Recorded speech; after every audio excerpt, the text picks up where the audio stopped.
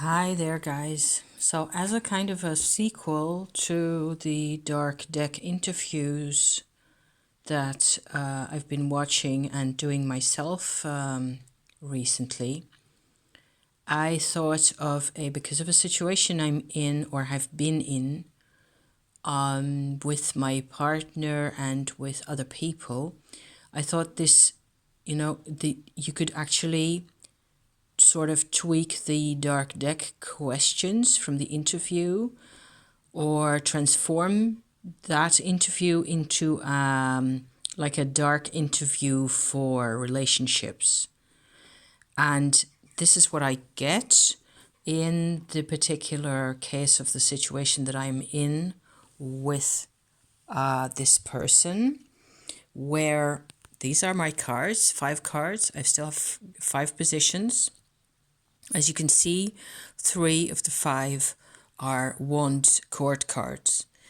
So that's also a reason that I think this is kind of cool to share. So I only have a sheet of scribbles here that isn't really worth looking at all that much. But it does have my dark relationship questions on it. And they are in the order: what essential shadow do I have in common with the person I am having trouble with the person who, in a relationship that you do not seem to be able to understand, they do not seem to be able to understand you, that kind of thing, So what essential shadow do I have in common? Because so often when we are at odds with a person, it is because of a shadow that you share. It is because of them reacting in a way that is triggering for me in this case, because I have been in the same boat as her in this case. Almost always it is because you were at one time or another in the same boat. I think that's worth thinking about anyway. So I will first go into the questions and then I will go into them again and go into what this means for my particular situation with my spread here and with my people, okay? Question number 2, what disease? So this is how you can see that it is based on the Dark Deck interview, right? That question comes back. What disease is the result of that shadow? So where at first there is a shadow that we share that we are not aware of, by definition, because it's a shadow, right? Either of us isn't aware of it, or neither of us, or maybe we're only partly aware of it and we won't admit to it, that kind of thing. How does it manifest? Part 2, what disease? What is the resulting discomfort coming from that? Part 3, question number 3, what is your recommendation for going about dealing with this disease? Okay. And then how does this behavior, how does this darkness, so this whole set of things coming to the surface, affect me in how I behave unconsciously? There's this card. And how does it unconsciously affect their behavior? Like so.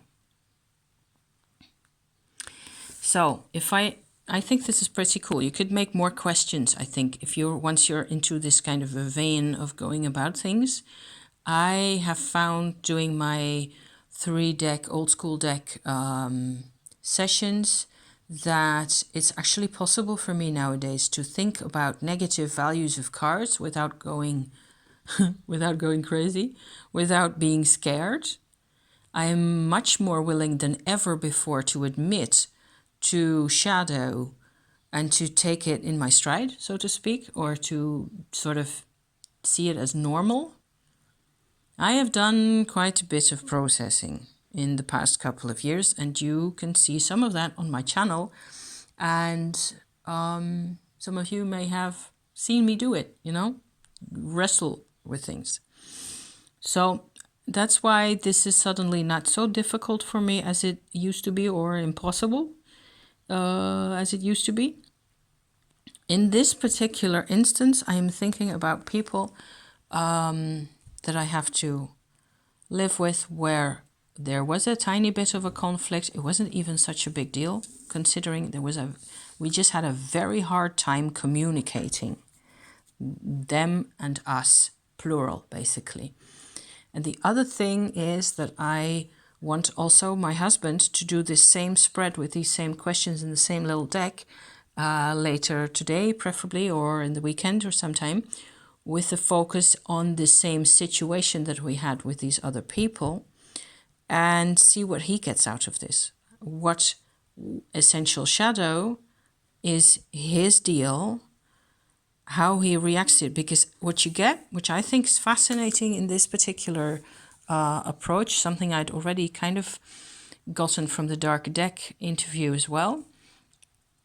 I won't call this a dark people spread, not in these times, because, oh God, dark relationships or darkness in relationships, that may be a way of putting it. What you get also is a relationship through the whole, it's like it's one process going through the whole of the 5 questions and the 5 cards. So that I find really fascinating, because if this is how the discomfort, or this is the discomfort, this is the actual shadow.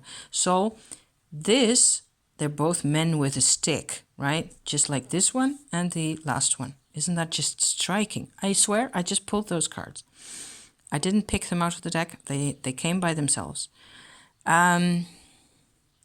This is the thing you're doing unconsciously, really, or the most explicit characteristic of the thing you're doing. This is what it makes you feel like. This is the answer to how that feels. So what you should be doing in this particular case, I can see how, I mean, I'm always a Knight of Wands kind of a person, and I can see how a King of Wands tells me to not be a fool about this, not let it sweep me away. Don't let it sweep me under the rug. Duh. Be my own self. Be my own sovereign self. Sit down and be in a state of knowing the land, like a king should. This fool doesn't know the land. It's not that I don't know the land, so I should let that not, get me into a state of discomfort so much. It's like a shadow. This is really a very concrete and explicit shadow shape of what I have, which is a huge desire for autonomy and sovereignty and, traveling the land. I want to travel the land, but not like this, not in a state of carrying all my belongings into a little bag and, having an animal biting my butt, that type of thing. There's a connection between all those things. And then how it affects me unconsciously, my behavior card, in this case, the 9 of Cups. I am constantly being invited by this whole approach, this whole dark approach, to think of also really positive cards in a shadow way. So like a reversal way, if you like. I've never used reversals, because the definitions in the books of the cards, the descriptions in the reversed position, I felt often to be more limiting and kind of scary, and often they weren't really, it felt like a closing door to me. That's basically it. And if I use them like this, just in an upright position, but I am myself deciding, okay, so a 9 of Cups, unconsciously, what I go and do with people in a situation where I'm in a uncomfortable thing with them, I overgive. I overgive of myself. I pretend all is well with the world. Yes. Oh my God. I just I overdo it. I have no limits. I have no boundaries. The water from the cups is running out of my life. I have no boundaries. What a very interesting. I'm loving this approach. It is just giving me so much more to work with. Just fabulous. And what is happening with my opponent in this particular case, how it affects their behavior is they go this way. So they go in a shadow kind of a terminology. They go like, you have nothing you can tell me. There's nothing you can tell me. There's nothing you can tell me to do. You have no power over me. They challenge me. They challenge all this lot. They challenge this and this, basically. Which is really interesting to see that there's a connection in their behavior as well as in my own to this whole basic shadow thing, which is like the shadow side of sovereignty that I want, that we both want. It turns out we both want the same thing. We want to be left alone to do our thing in our own way. Isn't that cool? I thought that was cool. I will type the questions in a sort of slightly neater format into the description to this video. Thank you for watching. I hope this is helpful. Maybe you can, do your own. I would love to see VRs to this type of thing. But it's challenging territory. So that's what it's there for. I think our problems are what gets us to the other side eventually.